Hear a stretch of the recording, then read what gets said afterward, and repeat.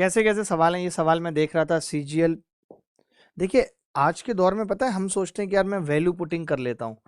ठीक है, अच्छी बात है, वैल्यू पुटिंग कर लेते हो। मैं कई लोगों को देखता हूँ कि वैल्यू पुटिंग के बाद भी अगर किसी सवाल को करने में 2 से 3 मिनट लग रही हैं, तो क्या खाक इज्जत है ऐसी वैल्यू पुटिंग की? आप बताओ, वैल्यू पुटिंग में भी आजकल कंपटीशन आ गया है कि इस बच्चे ने जो वैल्यू पुटिंग की उसका उत्तर 20 सेकंड में आ गया, इसने जो वैल्यू पुटिंग की उसका उत्तर आ रहा है 1.5 मिनट में। तो क्या मतलब था वैल्यू पुटिंग का? मान लो वो सवाल तरीके से 5 मिनट में हो रहा है, यानी अब वैल्यू पुटिंग में भी जंग है कि कौन सी वैल्यू पुट करनी चाहिए, कौन सी नहीं। ये सब भी हम इस बैच में सीखेंगे।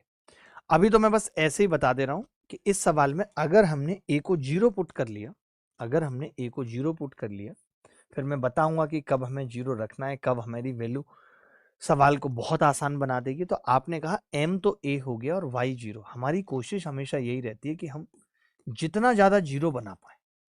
सारा गेम 0 बनाने का है। आपने कहा जैसे ही 0 बनाया आपने, जैसे ही आपने 0 बनाया तो ये पूरा खत्म हो गया भाई, ये पूरा खत्म हो गया, ये तो खत्म ही हो गया पूरा।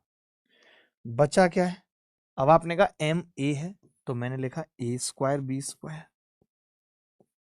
और ए 0 है तो कॉस 0 1 होगा, तो A square B square plus 1। D is the correct answer.